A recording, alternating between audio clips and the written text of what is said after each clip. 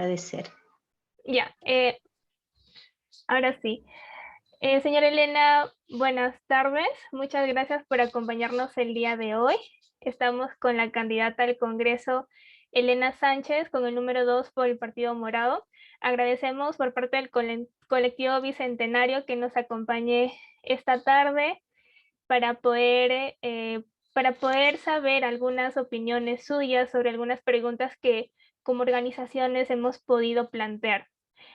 Bueno, antes de iniciar, como comentarle, ¿no? Estas preguntas pertenecen a 4 ámbitos, que es ámbito político, sector productivo, medio ambiente y pandemia y salud. Entonces, iniciamos. En nuestro ámbito político, de suscitarse un contexto como el año pasado, en noviembre, desde el Congreso de la República, ¿cuál de las siguientes acciones asumiría usted para defender la democracia y por qué? En esta pregunta yo le voy a dar 3 alternativas de las cuales usted puede escoger alguna o tal vez otra que no, de acuerdo a su criterio. ¿Votaría usted a favor de la vacancia como alternativa A? Alternativa B, renunciaría al cargo de congresista. Alternativa C, retornaría a su región a consultar a las organizaciones base. O alternativa D, alguna otra que usted considere.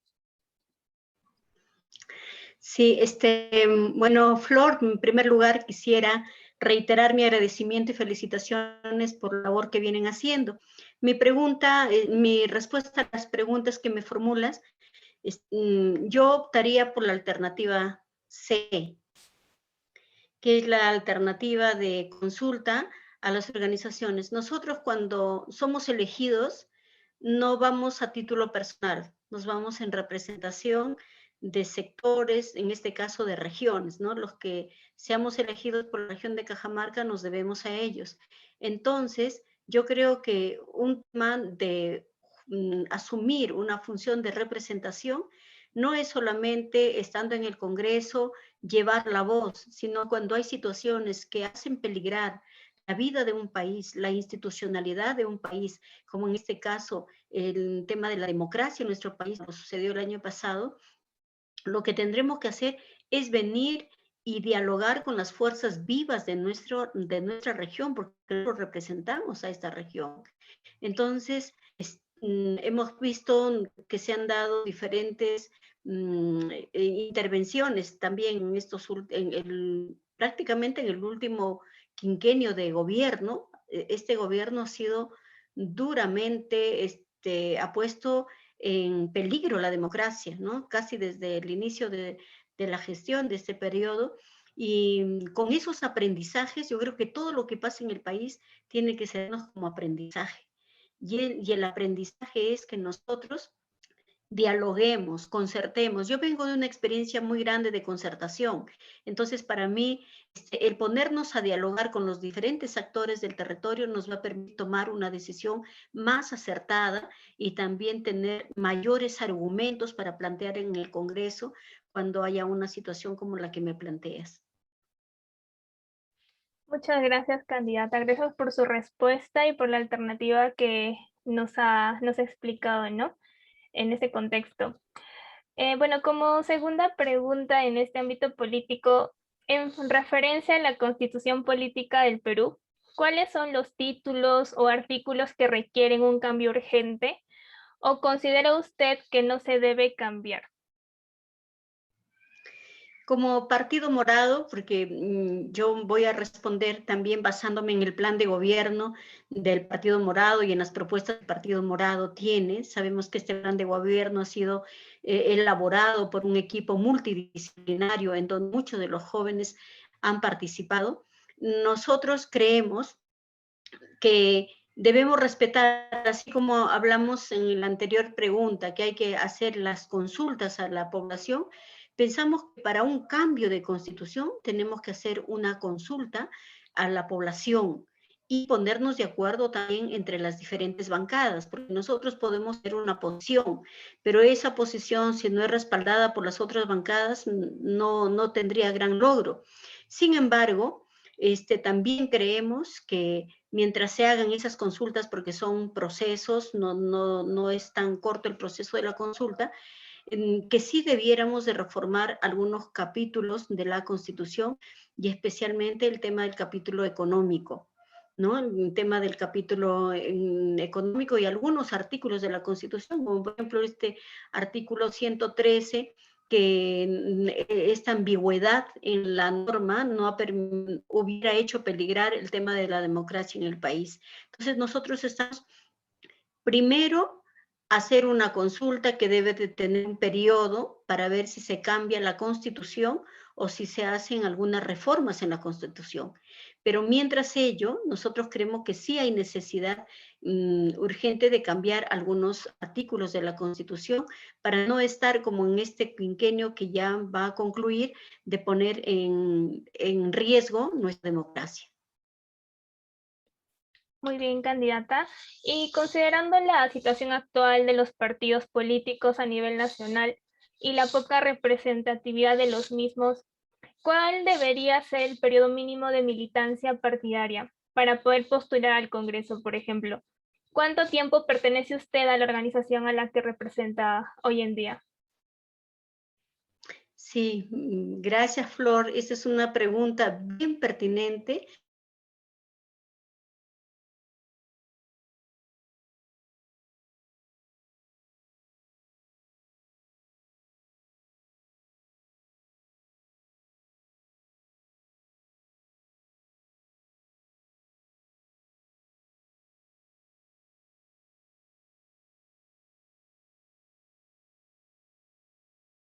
No sé si me puedes volver.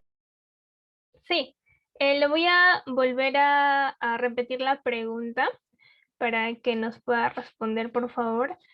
Ya, considerando la situación actual de los partidos políticos a nivel nacional y la poca representatividad de los mismos, ¿cuál debería ser el periodo mínimo de militancia partidaria para poder postular al Congreso?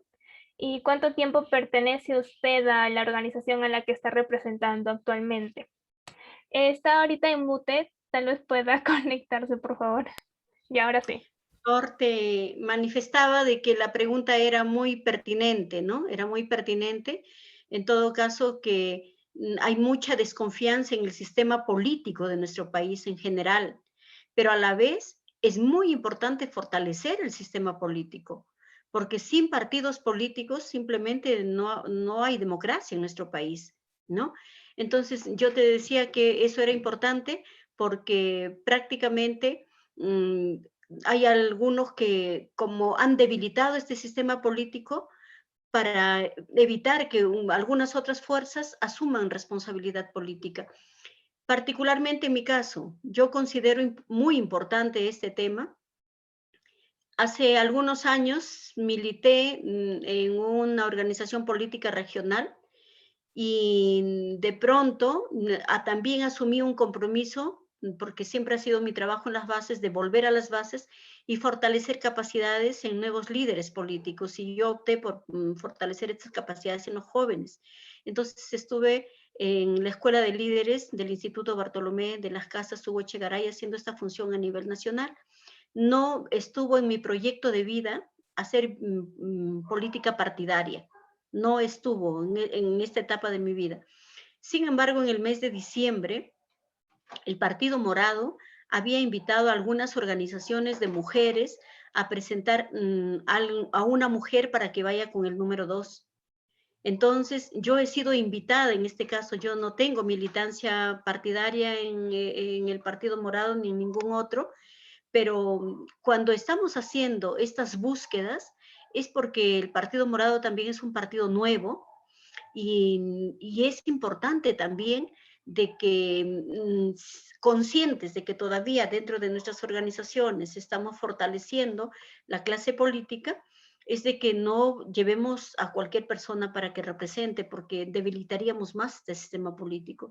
Yo agradezco algunas organizaciones de mujeres que me han presentado, para mí ha sido una decisión difícil, y que ahora me tienen pues compitiendo, pero yo sí estoy de acuerdo que las personas que representen a los partidos políticos deben de tener militancia política y con respecto a lo que tú me preguntaste, mínimo, yo quisiera decir 5 años, pero creo que no estamos en esas condiciones, no estamos en esas condiciones porque estamos reforzando un sistema político y construyendo, reconstruyendo la militancia política. Yo creo que un periodo mínimo podría ser de 3 años, con militancia política partidaria, para evitar también todo lo que pasa cuando uno llega después al Congreso y los cambios de bancadas y todas esas cosas, ¿no? Tenemos que mirar con mayor responsabilidad esta participación política.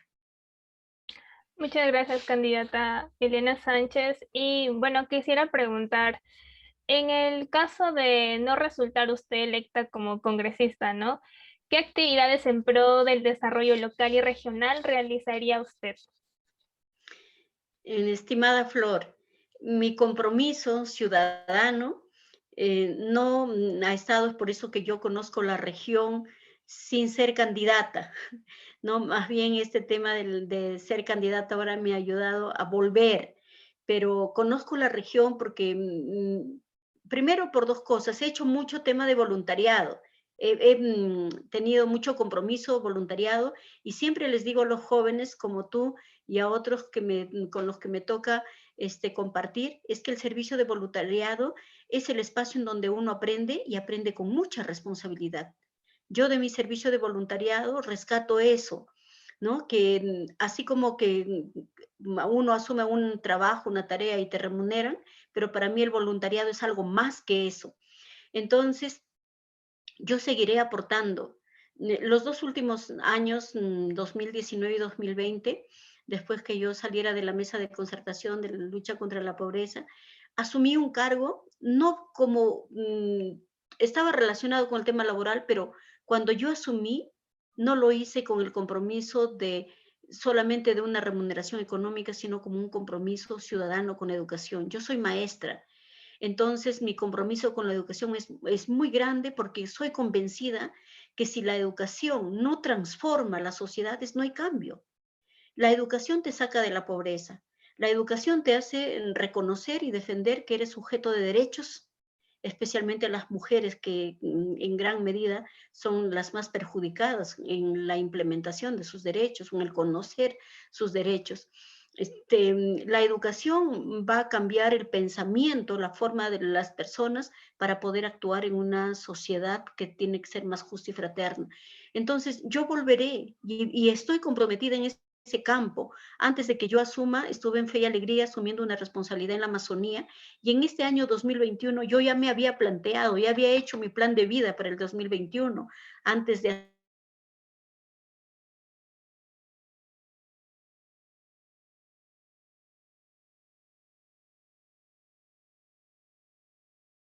nos proyectan con las comunidades de la educación para el compromiso del voluntariado. Entonces, yo seguiré trabajando y me comprometo con ustedes los jóvenes, que son un colectivo grande, a seguir reforzando ese trabajo con la juventud para asumir diferentes liderazgos.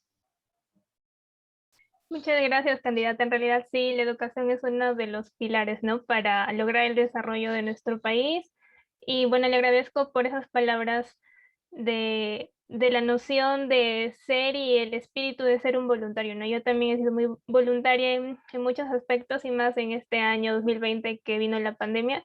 Y en realidad uno aprende mucho, ¿no? Tanto, bueno, tanto hasta en tratar a las personas como en la razón de ser de tu voluntariado, ¿no? Y eso también nos hace ser muy humanos. Y eso, bueno, muchas gracias por ello. Y, y bueno, eso nos queda también como ejemplo, ¿no? Para las personas que, que también se unan a los voluntariados. Así es, sí. Bueno, continuando entonces con la entrevista, bueno, hemos terminado este ámbito político. Ahora para pasar al ámbito de lo que son los sectores productivos de economía, quisiéramos preguntar, ¿qué propuesta tiene usted para promover el desarrollo económico integral en la región y poder revertir en el mediano plazo la crisis económica? sobre los sectores más vulnerables, por ejemplo, las MIPES, los pequeños productores y los nuevos emprendimientos. Sí, gracias, Flor. Efectivamente, el tema de la crisis sanitaria, hemos sido afectados fuertemente, no solamente en nuestro país, sino todo el mundo. Los más afectados han sido las poblaciones vulnerables. Y dentro de las poblaciones vulnerables podemos tener en cuenta a las personas con necesidades especiales o discapacidad, a las mujeres, a las personas de las zonas rurales o de los barrios urbanos marginales, o aquellas personas, como tú manifestabas, que estaban organizados en pequeñas microempresas, en las MIPES, o a mucha gente que, entre comillas, lo designamos como los informales. Yo creo que allí sí tenemos que revisar hasta esa forma de dirigirnos hacia ellos, porque lo que tendríamos que reconocer es que a la ausencia del Estado, ellos se han organizado para hacer algo y poder vivir su día a día. ¿Cómo tendríamos nosotros, si a esta gente, como la seguimos tratando como informales y le seguimos quitando sus cositas y le seguimos quitando de los mercados, cómo sería la situación actual cuando el Estado ya no tiene capacidad? Esta pandemia nos ha cogido en un sistema de prácticamente de grandes brechas de atención. ¿Cómo estaríamos hoy cuando este Estado no tiene ni la economía ni la infraestructura para responder a esta pandemia? Entonces, nosotros lo que estamos planteando, hay ya muchas leyes, Flor, hay muchas leyes que se han dado, pero son leyes que son declarativas, son leyes que se anotan, que se exhiben, que aplaudimos, como estas últimas leyes que están dando, pero que hay todo un proceso para ser implementadas, porque estas leyes primero tienen que ser reglamentadas, segundo, tienen que dárseles, asignárseles un presupuesto. Entonces, por ejemplo, hay una ley, la Ley de Agricultura Familiar, que ha sido aprobada en el 2015, pero es una ley que cuando yo he estado visitando en estos tiempos a las zonas rurales y tú le preguntas a la gente, es una ley para ellos, pero es una ley que ellos ni ellas conocen, no la conocen. Entonces, ¿cómo ellos, en base a qué se sostienen, en base a qué reclaman? Y esta ley tiene que ver con el tema de la formalización de los predios rústicos, tiene que ver con la asistencia técnica para mejorar su tema productivo, tiene que ver con la asociatividad y tiene que ver con el cooperativismo. ¿Para qué? Para que mejoren sus condiciones de vida. Entonces, nosotros desde el Congreso vamos a revisar que esta ley realmente sea implementada. Otra ley para reactivar la economía o otra propuesta de ley para reactivar la economía en estos momentos, porque en estos momentos reactivar la economía significa empleo masivo y temporal, no importa, pero masivo, porque tenemos que reactivar. Entonces, tanto los gobiernos subnacionales, ya sean gobiernos regionales o gobiernos locales, tienen una cartera de proyectos y tienen algunos proyectos que ya tienen su expediente técnico aprobado y todo. Lo que falta, inclusive tienen hasta presupuesto, pero hay todo un proceso administrativo para aprobar estos presupuestos. Nosotros planteamos que de llegar al Congreso, vamos a hacer que esos procesos se agilicen para que esos proyectos sean aprobados e inmediatamente se pueda generar mano de obra. Y en el otro tema, del tema de las pequeñas y microempresas, pues hay que inyectarles recursos para que ellos empiecen a movilizarse. Pero hay un tema muy importante, Flor, con respecto al tema de la reactivación económica, porque fíjate, ahora la gente, después de esta pandemia, prácticamente estamos volviendo a recuperar ese amor propio a nuestra tierra. Mucha gente que ha estado en Lima, en otros lugares, ha vuelto a su tierra, ha vuelto a su campo. Entonces, en el campo, lo que hay que hacer nosotros, porque antes el turismo externo se había movido mucho en estos últimos tiempos, pero hoy con los cierres de fronteras y todo, hay que nosotros fortalecer. Para eso hay que declarar el turismo como una necesidad interna económica que va a ayudar a la movilización en las comunidades y que tenga que ver con un turismo vivencial comunitario. El turismo es una de las actividades que mueve mucho recurso interno, porque se mueven los que dan hospedaje, los que hacen su comidita, los que hacen su artesanía. Entonces hay un movimiento del mercado interno y que podría ayudar a estas personas y poblaciones más vulnerables a salir de esta situación de emergencia en la que nos encontramos. Muy bien, candidata. Y bueno, quería preguntar respecto a la producción y los productores nacionales que están siendo vulnerados actualmente por las importaciones.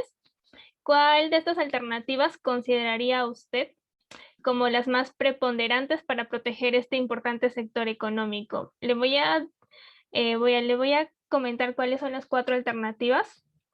La primera, regular la importación. La segunda, asegurar la adquisición de la producción nacional y subvencionar y promover la exportación. La tercera alternativa, la industrialización del sector. La cuarta alternativa, impulsar la ley de seguridad alimentaria. Y bueno, alguna otra alternativa que usted tal vez pueda considerar.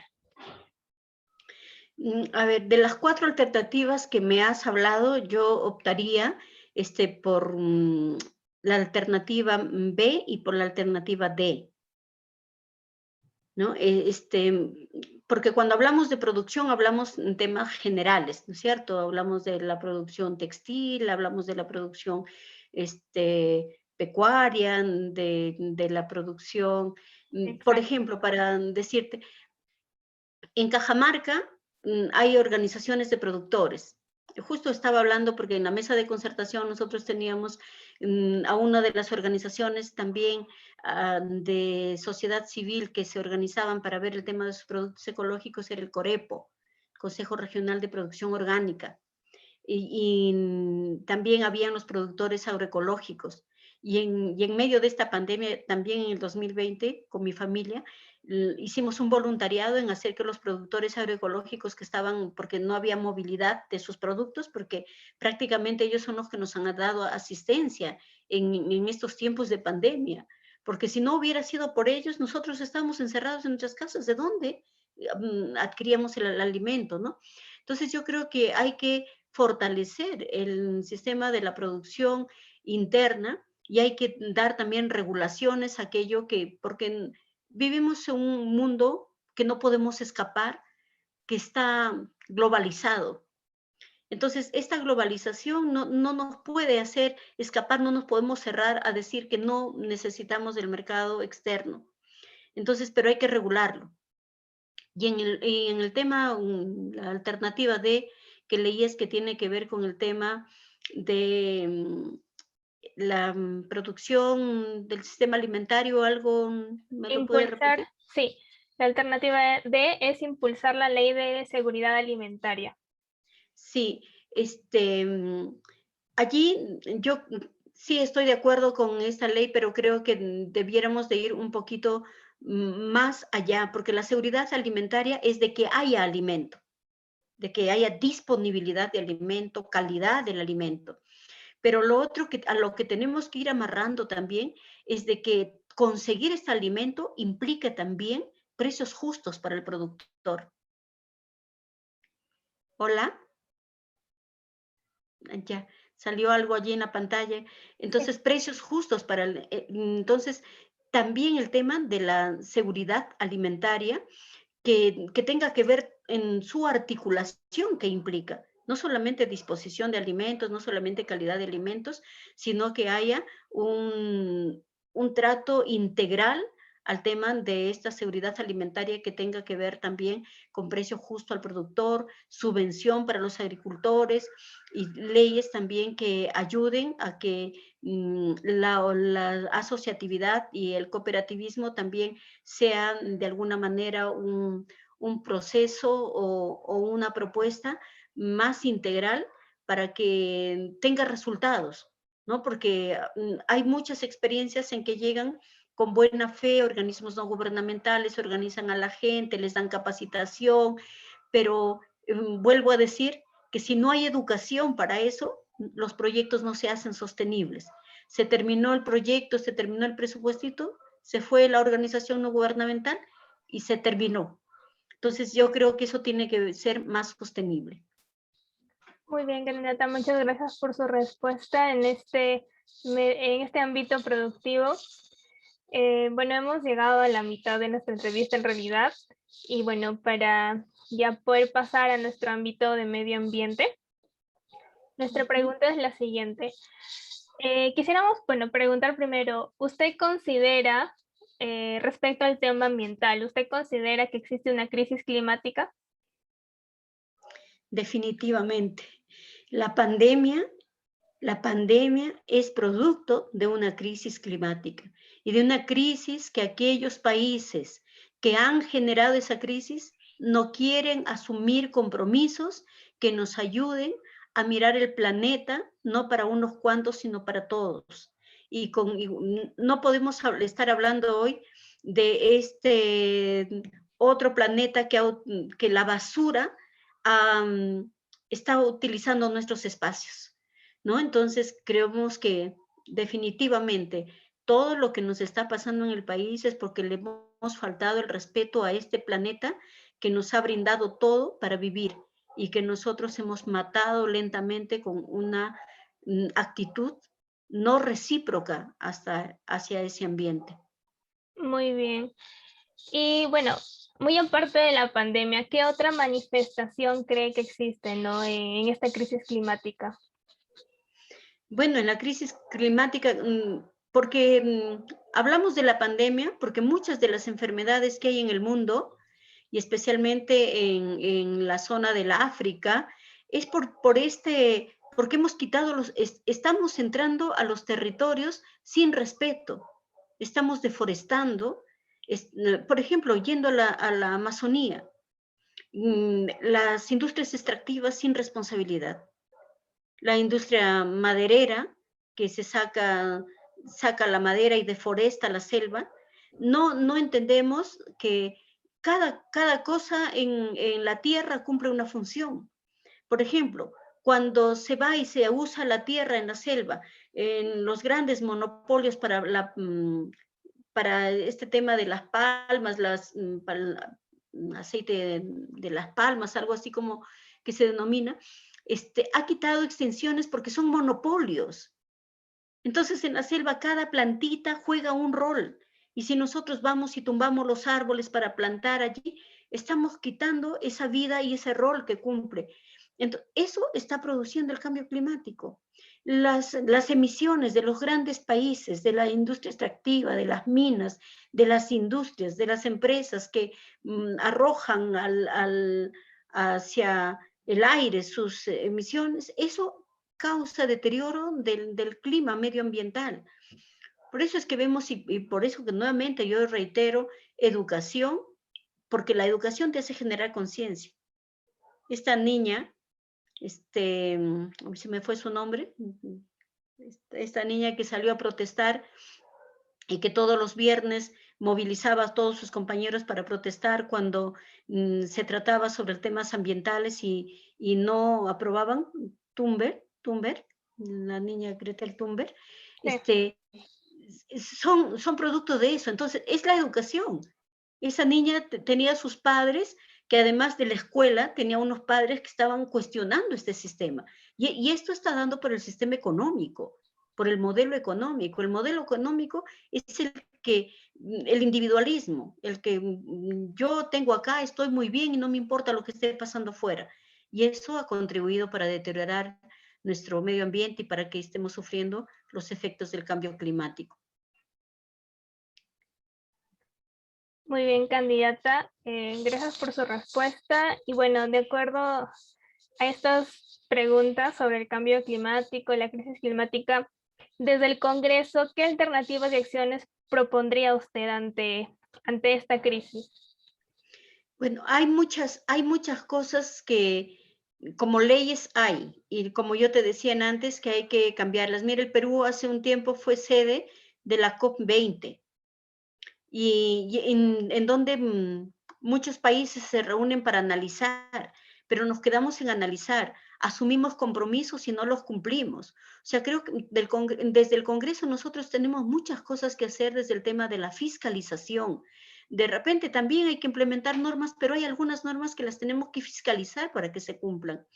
Por ejemplo, se trabajaba mucho en algunas regiones del país, y Cajamarca fue una de las regiones que fuertemente trabajaron el tema de la zonificación económica y ecológica. Pero hay intereses, pues. Hay intereses, entonces, porque tú a través de este instrumento que fue bien trabajado, puedes decir en dónde puedes hacer actividad agrícola, en dónde no puedes hacer actividad minera. Entonces, estás mirando tu territorio con responsabilidad, pero cuando hay intereses fuertes, simplemente el documento se queda como algo que nos duró tanto tiempo porque participamos directamente en su elaboración, que costó tanto tiempo, tantas discusiones y todo, pero que está allí y no se implementa. Entonces yo creo que desde el Congreso, desde nuestra labor de fiscalización, tenemos que hacer que se cumplan esas leyes para que nuestro país, por ejemplo, hay una ley, la ley de consulta previa. Entonces, esta ley de consulta previa tiene que ser implementada. Los estudios de impacto ambiental tienen que ser implementados. Entonces, nosotros, en primer lugar, lo que tiene que hacer cualquier organización que entre a los territorios es pedir permiso y es conocerlos. Es lo que nos pasa. Soy una persona que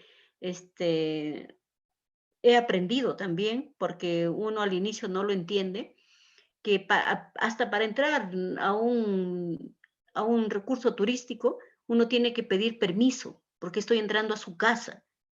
¿Qué pasaría que alguien venga, abra nuestra puerta y se entre a nuestra casa sin pedirnos permiso? Así hacemos muchas veces cuando venimos, cuando traemos proyectos y queremos intervenir en un territorio. El Partido Morado está planteando una gran reforma, que es la reforma de la gestión del territorio. Y en el territorio hay que mirar todo lo que pasa, hay que mirar qué procesos se están llevando a cabo, en el territorio hay que ver qué diversidad hay, en el territorio hay que ver diversidad de culturas, diversidad de lengua, y en el territorio hay que ver cuál es su producción, y esta ley de consulta previa es una ley que la tenemos que no solamente hacer cumplir, fiscalizar para su cumplimiento, sino que también las personas conozcan de estas leyes para que cuando alguien entre a sus territorios en base a esa ley también soliciten respeto para intervenir. Entonces, desde el Congreso tenemos muchas cosas que hacer con respecto a poder legislar, fiscalizar y representar para que el tema del cambio climático, de alguna manera creemos que hemos maltratado tanto nuestro planeta que no es tan pronto, no es en una gestión de 5 años que vamos a resolverlo, pero que si sentamos buenas bases en este Congreso del Bicentenario, podrá quedarse para las generaciones como ustedes y para las nuevas un clima mínimamente que pueda ayudarlos a vivir, porque hemos deteriorado mucho nuestro planeta. Muchas gracias, candidata. Una interesante respuesta. En realidad sí sería muy adecuado e ideal, ¿no? Que se gestione el territorio de la manera más correcta, ¿no? Para una mejor convivencia, en realidad. Muchas gracias por esa respuesta. Señora Elena, ¿usted está de acuerdo con la iniciativa de crear una normativa específica que proteja a los defensores ambientales? Totalmente de acuerdo. Totalmente de acuerdo, como te digo, no es que aparezco ahorita como candidata a hablar cosas que por un voto los puedo decir. He dicho que si por un voto, cuando he estado saliendo al campo o a los mercados de los distritos y la gente te dice, pero ¿qué me traes? ¿Me traes un fosforito, un polito? Entonces le digo, aunque sea perder el voto, me detengo para decir a la gente que si tú le compras su voto, ya no tienes la obligación de volver a decirle qué vas a hacer por él o por ella. Entonces, que eso tenemos que cambiar y eso cambia la educación. Y también he sido partícipe de muchos procesos de lucha en defensa del territorio. He sido dirigente sindical, he estado en la mesa de concertación, en la escuela de líderes, en los equipos docentes, en el CEAL, que es esta Comisión Latinoamericana y Caribeña para defender la educación de jóvenes y adultos, y especialmente en este grupo poblacional es donde se dan esos, para decir, hasta los defensores hasta han dado su vida. Hay muchísimos defensores en Latinoamérica que han perdido la vida por defender, y no defender para ellos, sino defender el territorio para las nuevas generaciones, para nuestros hijos, para nuestros nietos. Yo apoyaré esa ley y si es posible, asumiremos una iniciativa que pueda partir de nuestra región para poder ponerla en debate, en discusión en el Congreso. Muy bien, candidata. Y nos podría, bueno, seguir comentando cuál es su posición respecto a esta explotación indiscriminada de parte de privados y también de parte del Estado, ¿no? De estos recursos que encontramos en la selva y en la sierra. Sí, uno de los temas que voy a reiterar es el tema de la zonificación económica y ecológica. Si nosotros respetaríamos, y otros instrumentos, en Cajamarca, como en otras regiones, casi todas las regiones del país, porque fíjate que a veces hacemos los documentos porque alguien nos exige, de propia voluntad tal vez sería más difícil hacerlo. En un tiempo, recuerdo el año 2005, 2006, el Ministerio de Economía y Finanzas pedía a todas las instancias de gobierno, sean locales o regionales, que tengan sus instrumentos de gestión del territorio, y son los planes de desarrollo concertado. Y en estos temas de planes de desarrollo concertado, allí debe estar establecido, porque si yo me voy a pedir un proyecto para la producción de quinoa, en mi plan de desarrollo concertado debiera de estar en su, porque los planes tienen 4 dimensiones, ¿no? El eje social, el económico, el ambiental y el institucional. Entonces, este proyecto, por ejemplo, debiera de estar en lo económico. Pero se sacaba la vuelta siempre esos planes. Yo decía que lo que estoy pidiendo está sustentado en el plan, pero no hacía para responder el plan, porque el plan, desde que dice participativo y concertado, es que ha movilizado a muchos actores para hacer esos planes. Entonces, hay que cumplir esos planes, hay que hacer que no estén guardaditos como en nuestras bibliotecas, sino que esos planes sean leídos y releídos. Pero eso lo tenemos que conocer, esa es educación ciudadana. Somos corresponsables también de lo que pasa, no tenemos que echarle responsabilidad solamente al que gestiona, al que gobierna, sino que también nosotros tenemos que preguntarnos qué estamos haciendo para que aquellos que salen elegidos, sea por nuestro voto, sea por el voto de la mayoría, esté cumpliendo. Y no solamente cada 5 años, cuando ya se termina su gestión, estamos cuestionando, diciendo que no hizo nada. Entonces, eso está en los planes de desarrollo concertado, está, y en otros instrumentos, como en estos temas de zonificación económica y ecológica.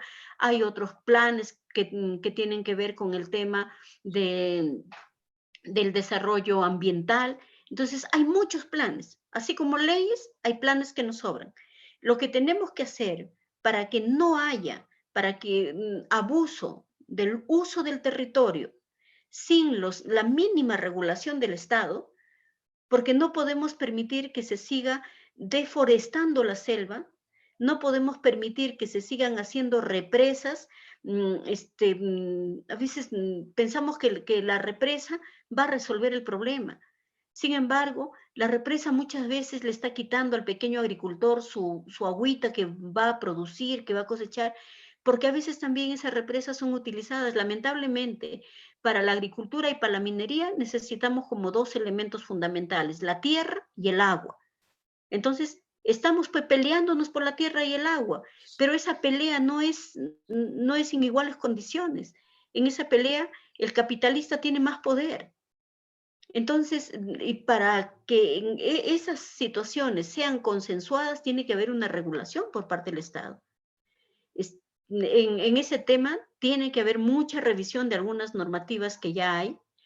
Los ministerios que han sido creados, el Ministerio del Ambiente, que es un ministerio, o el Ministerio de Energía y Minas, que son ministerios que, a pesar que hablamos de descentralización, no tienen sus instancias en las regiones como más cercanas para empezar a discutir esos temas, si es posible o no es posible. Cualquier industria extractiva, sea minería, sea tala de madera, sea cualquier otra, es posible en nuestro territorio o no. ¿Por qué? Porque cuando hay conflictos, tú sabrás a tu corta edad, Flor, que los grandes conflictos en nuestras ciudades son por esos temas. Pero cuando tenemos que resolver, la Dirección de Energía y Minas no tiene facultades para resolver en Cajamarca. Entonces, estamos hablando de una descentralización, pero cuando tenemos problemas hay que ir a Lima para resolverlos, porque allá están los grandes poderes.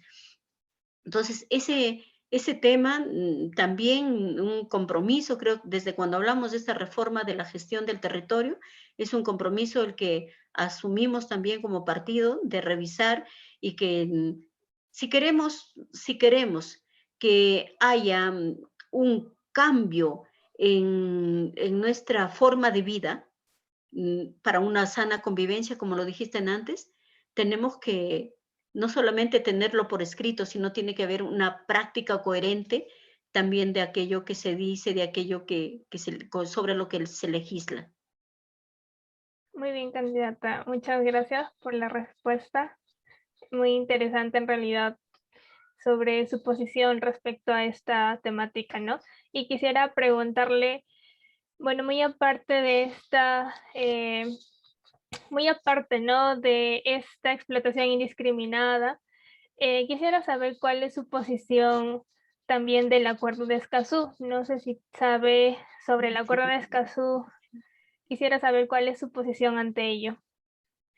Sí, Flor, mira, los 2 últimos años que te manifesté, coordinado desde Fe y Alegría la Amazonía en Perú, y como parte de la pandemia nos hemos involucrado en grupos latinoamericanos y caribeños, y bueno, en un grupo mundial para la defensa del ambiente. Y hemos leído y hemos revisado mucho el tema del Acuerdo de Escazú, y nos ha dado, ay, hasta no sé, vergüenza, no sé, cuando candidatos, sin conocer, sin un sentimiento de lo que es el Acuerdo de Escazú, se atreven a decir sobre el Acuerdo de Escazú, ¿no? Candidatos a la presidencia, por lo menos de dos, de decir que no van a dejar que terceros vengan a decidirnos qué vamos a hacer en el territorio. Y eso no tiene que ver solamente con el Acuerdo de Escazú.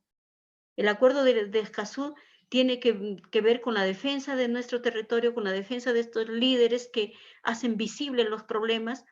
Y justo el año pasado, cuando estábamos celebrando el 9 de agosto, el Día de las Poblaciones Indígenas, en Loreto mataron a 3 indígenas por defender el territorio. Y hay muchas de estas cosas que no se visibilizan porque no es tan fácil llegar y sacar la noticia o visibilizar aquello que está al interno de nuestro país. Totalmente comprometida con el Acuerdo de Escazú, totalmente comprometida. Haremos lo que nos toca hacer desde el Congreso. Muchas Y desde gracias. las organizaciones, porque para que haya ese contrapeso y para que haya una exigencia, también las organizaciones tenemos, y yo creo que allí sí falta mucha educación.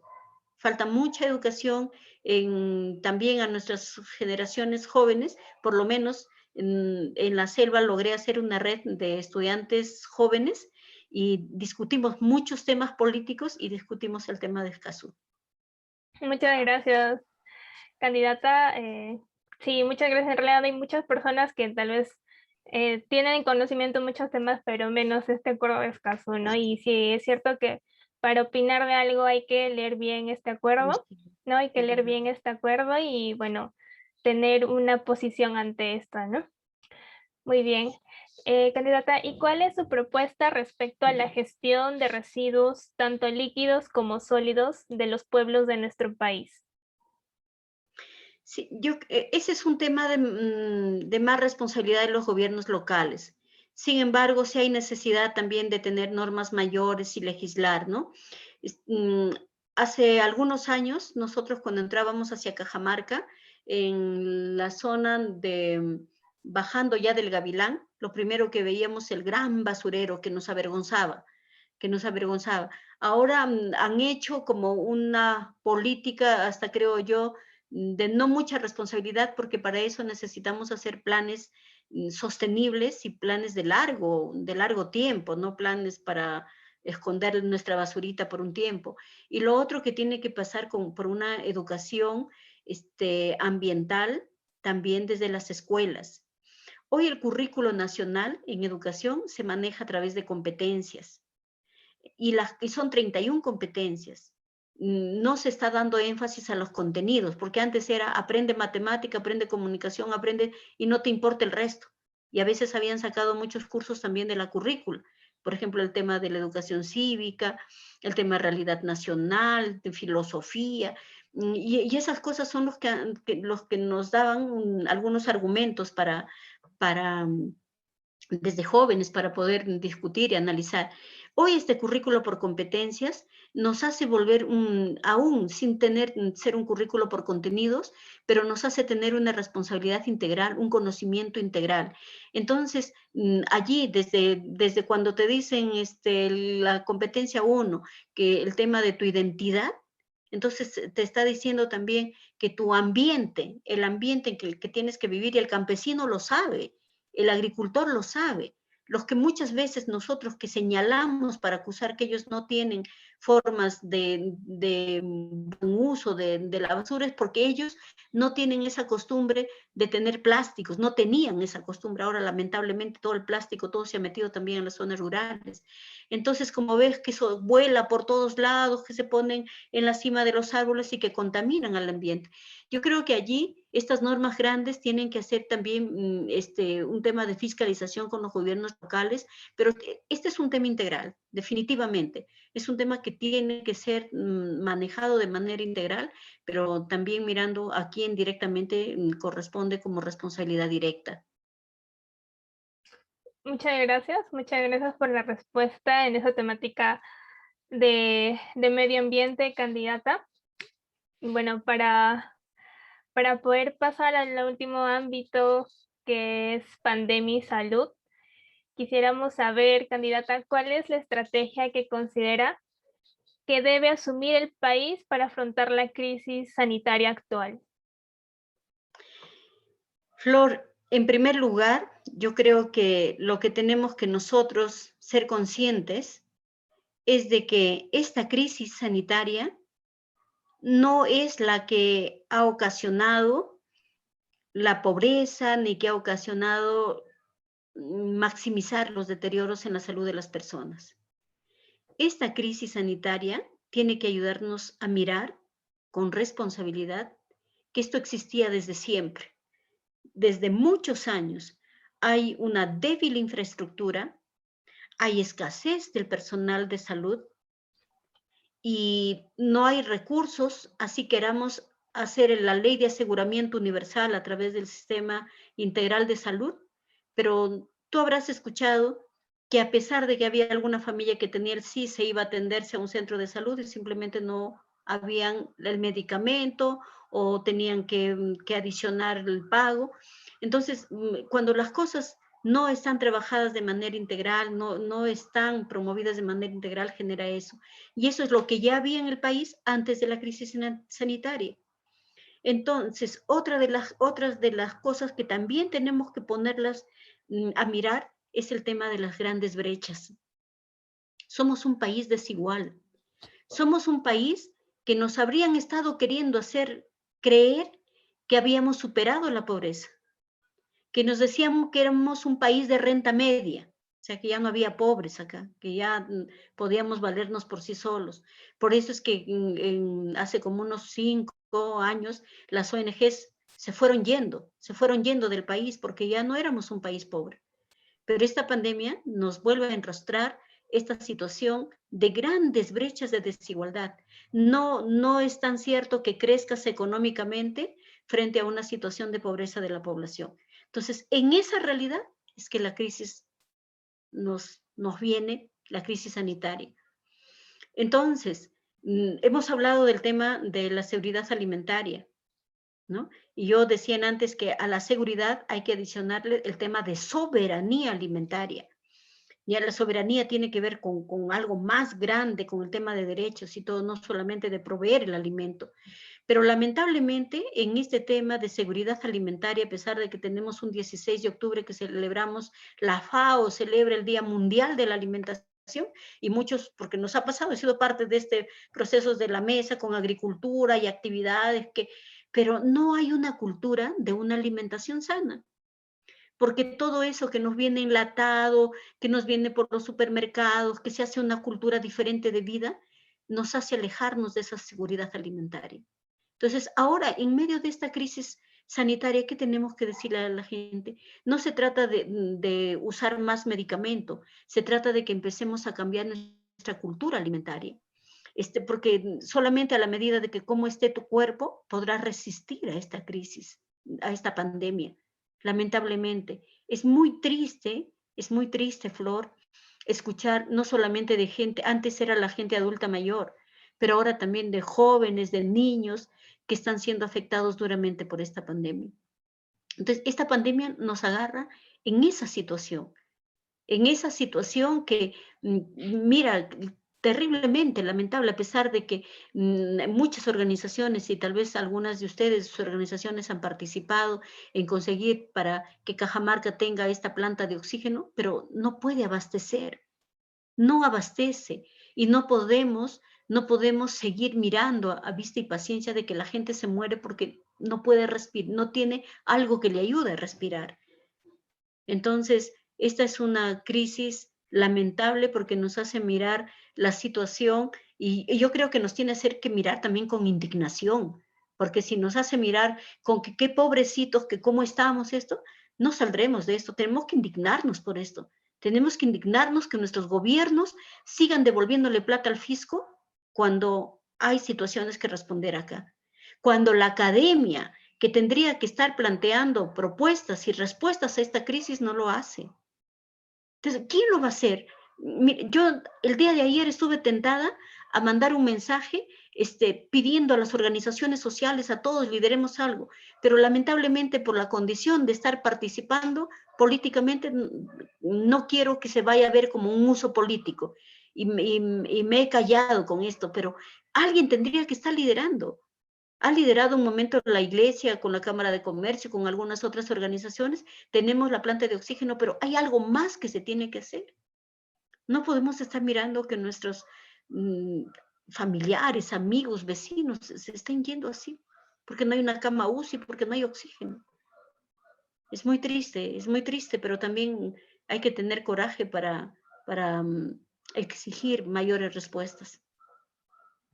Es cierto, candidata. Bueno, con esta pandemia en realidad se ha podido descubrir cómo está nuestro sistema de salud, ¿verdad? Y es muy lamentable porque hay muchas personas que están sufriendo por esta falta de apoyo que el gobierno debió de haber dado hace muchos años, ¿no? Eso es muy cierto. Y candidata, ¿usted se comprometería, por ejemplo, a impulsar la construcción de un hospital nivel 3 en nuestra región? De comprometerme, sí me comprometería porque necesitamos, pero sabes, yo a veces estoy así en mi interno con muchas contradicciones en ese tema, porque digo, ¿qué hacemos? ¿Pedimos que se hagan más hospitales o pedimos que mejoremos una salud preventiva? Que no tengamos que hospitales que llegar. Que el primer nivel de atención sean los centros de salud, las postas médicas. Si allí en un trabajo articulado de todos los sectores, educación, salud, agricultura y todo, atendemos en ese pequeño espacito que el centro poblado, el distrito, no tendremos necesidad de hospitales grandes porque claro que hay esta forma de vida también hace aparecer enfermedades raras que sí necesitamos de personal especializado, ¿no? Pero sería conveniente que reforcemos nuestros primeros niveles de atención. Como una ciudad tan crecida, sí también creemos que hay necesidad de tal vez algún hospital más especializado, más grande, pero, ¿sabe, Flor? He visto con mucha pena que en los proyectos grandes de estos hospitales hay muchísima corrupción.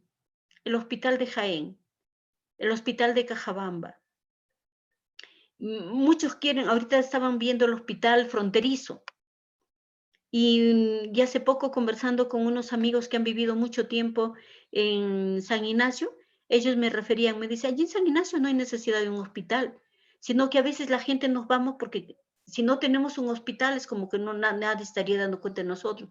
Más bien, si no hay un hospital nos tenemos que alegrar. Si acá, en mi provincia, en mi distrito, funciona la salud preventiva. Cuando ya hay casos fuertes, y te digo que me entra contradicciones porque estuve visitando a Sorochuco y el médico, doctor Hugo, no recuerdo su apellido, me invitó que me fuera a ver el centro de salud. Era un centro de salud de nivel 2, se ha creado como un centro de salud nivel 2, y él decía que el centro de salud, la construcción, responde a un nivel 3. ¿Qué significa un centro de salud nivel 3? Que tenga sus laboratorios para que puedan sacar las pruebas de cualquier niño o persona que tenga una enfermedad y que puedan, para diagnosticar, ¿no? Dice, por ejemplo, señora me dice, mire, yo quiero sacar sangre para ver si este niño está con su nivel de hemoglobina adecuada o si tiene parasitosis, y acá no tenemos. Tenemos ambiente, pero no tenemos equipos, no tenemos personal para que haga ese servicio, porque este hospital ha sido considerado centro de salud como 1 o 2. Entonces, ¿qué pasa? Que yo le tengo que derivar a la mamá de este niño que está mal, que se vaya a hacer sus análisis o en Selendín o en Cajamarca. ¿Qué implica eso? Que implica pasajes, no solo del niño, de los padres, implica alimentación, y si no le atendieron ese día implica hospedaje. Entonces, hay que potenciar esos centros de salud en los distritos. Y claro, si después de un análisis técnico, Cajamarca necesita de un hospital de nivel 3, además del hospital docente que ya tenemos, lo que hay que apoyar y en discusión y análisis, vuelvo, Flor, y en eso sí me comprometo, a consultar con el pueblo. Serán decisiones que yo no tome sola, serán decisiones que las tomemos con las organizaciones. Excelente, candidata, muy linda respuesta en realidad. Sí, es bueno también hacer la prevención siempre, ¿no? Siempre pensamos en lo que tenemos que implementar porque las cosas, bueno, ya están mal, pero siempre hay que pensar en que en algún momento debemos hacer la prevención, ¿no? Para ya no estar recurriendo a lo del después, ¿no? Eso es muy necesario. Muchas gracias. Quisiera, para terminar esta pregunta, saber, ¿cree que se debe mantener al personal de salud contratado en el periodo de pandemia? Después de la pandemia, mantenerlo. A No, en ver, este periodo de pandemia, seguir manteniéndolo. claro, por supuesto, ¿no? Por supuesto, y sabemos que aún falta más personal de salud, aun cuando el personal también es el que tiene que estar rotando, porque también es blanco de la enfermedad también, ¿no? También el personal de salud también es afectado por esta enfermedad. Y sí, hemos visto, ¿no? Hemos escuchado que se han hecho convocatorias y algunos, a pesar de tener la necesidad, han tenido que pensarlo también, porque también es exponer su vida. Pero también hemos visto muchos testimonios, muy lindos testimonios, en donde la gente, a pesar de tener una familia que les espera, han entregado su vida para atender en el momento de la emergencia y en sus momentos más altos, ¿no? Sí, sí, definitivamente hay que mantener el personal, y seguramente que en algunos casos, porque en las situaciones de emergencia siempre hay contrataciones como adicionales porque son de necesidad del momento, ¿no? Que no lo tenías previsto, pero que son de necesidad del momento y hay que reforzarlas. Muy bien, muchas gracias por la respuesta, candidata Elena Sánchez. Y bueno, ya para ir culminando con nuestra entrevista, quisiera hacer la última pregunta. Más allá de la pandemia, por años se ha permitido que se vulnere nuestra salud a través de los excesos en cuanto a las concentraciones de minerales pesados en el agua, los gases contaminantes en el aire y de insumos químicos en los productos de consumo diario. ¿Cuál de estas problemáticas que acabo de mencionar enfocaría usted a resolver y qué propuesta específica plantea? He escuchado y he sido testigo de estos 3 casos que has dicho, de lo que implica en la salud. De lo que implica en la salud. Se ha avanzado en algunas cosas, por ejemplo, en que los alimentos tengan como su registro, ¿no? la cantidad de azúcar, la cantidad de componentes que tienen allí. Pero uno de los temas que me preocupa, y me preocupa mucho, mucho, es el tema de los niños y niñas y de las poblaciones contaminadas por metales pesados. No tengo presente en este momento si ya hayan normas al respecto, pero yo sí me comprometería, porque es el caso de los niños de Hualgayoc, de Bambamarca, es el caso de los niños de Pasco, es el caso de los niños y niñas del Callao, serán los casos en donde hay minería informal, los casos de Cajabamba, los casos acá en la frontera con Cajabamba y Lambayeque y La Libertad.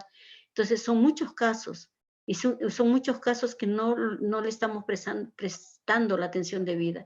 Yo me comprometería de llegar al Congreso a revisar esos casos, a revisar qué normativa hay, y conjuntamente con, seguramente que habrá en el Congreso gente interesada en asumir esos temas, a trabajar para poder ver qué podemos hacer en favor de la salud y más que todo de la protección de derechos de los niños, que son los más afectados, niños y niñas.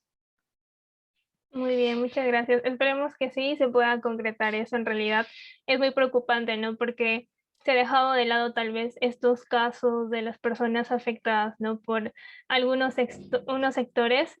Y bueno, en realidad siempre, bueno, se ha visto que siempre se le da, ¿no? Mayor prioridad a estos sectores también que van a generar, ¿no? Muchos ingresos al país, pero siempre también hay que pensar en nuestros ciudadanos, porque obviamente nosotros somos la razón de ser del país, ¿no?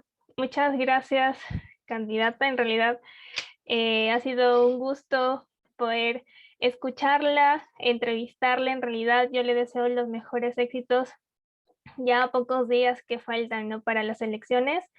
Le deseo muchos éxitos a usted, a las personas que postulan también con usted, y bueno, que todo sea en beneficio de nuestra región y también de todo el Perú. Muchas gracias. Muchas gracias, Flor, y a través de tu persona felicito y saludo a todas las organizaciones del colectivo Bicentenario por la Democracia, y aún al margen de los resultados, ténganme como una aliada para participar también y para fortalecer. Esa es la razón de ser también de mi compromiso ciudadano. Muchas gracias. Muchas gracias.